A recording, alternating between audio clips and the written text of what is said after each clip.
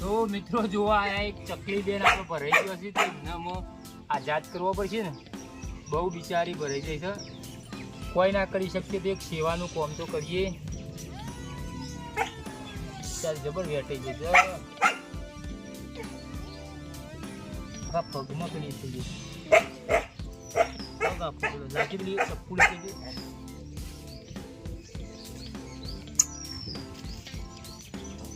તો આપણે આપણાથી બસ આ એક સારું કામ થતું હોય કરવાનું. આપણા જીવનમાં એ લખ્યું છે કે આપણે એને આઝાદ કરી સેવા કરવાનો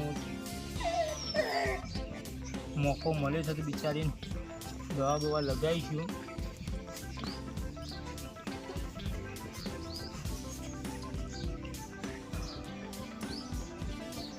સારું ખાલી દોડ ખાલી વેલામાં વેટાઈ જાય બોલો આ કોટોમાં જ.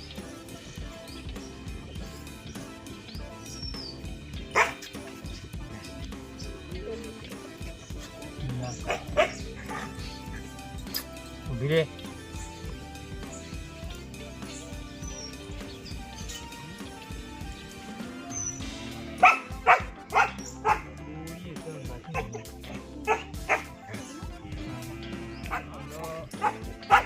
બહુ તકલીફ પડી છે.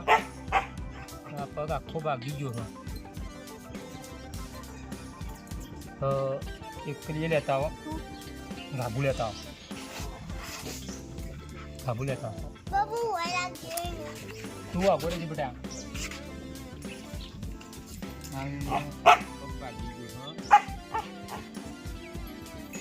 કેટલું જો જો એ આખો પગ ભાગી ગયો.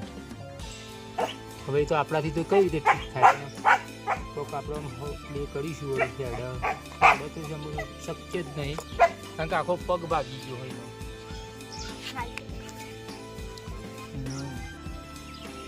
આપણાથી બનતી કોશિશ કરીશું મલમ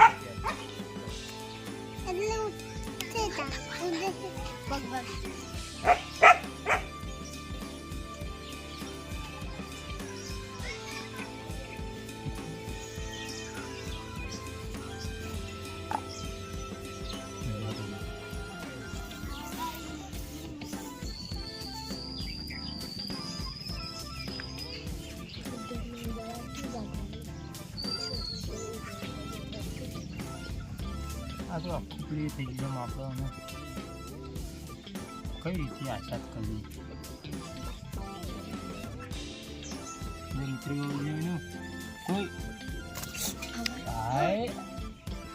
પગ ભાગી ગયો છે પણ ઉડી જાય તો એને આપણે આઝાદ કરી એટલે અને એક આપણને સેવો કરવાનો એક મોકો મળ્યો ને આપણે આટલી સેવા કરીને એને આઝાદ કરી દીધી છે. તો હવે તો એના કરમ આધીન છે એનું અમે શું થશે આપણને કંઈ ખબર નહીં પણ હવે જે થાય ભગવાન સારું કરે એટલે થયું.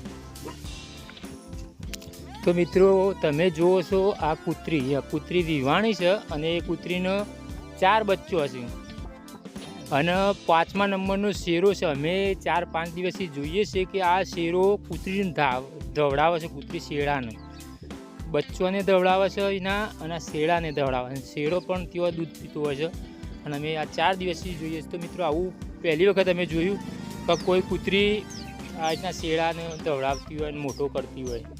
તો અત્યારે તમે જોઈ શકો છો કે દુનિયા ક્યાંથી ક્યાં ચાલે છે એમ.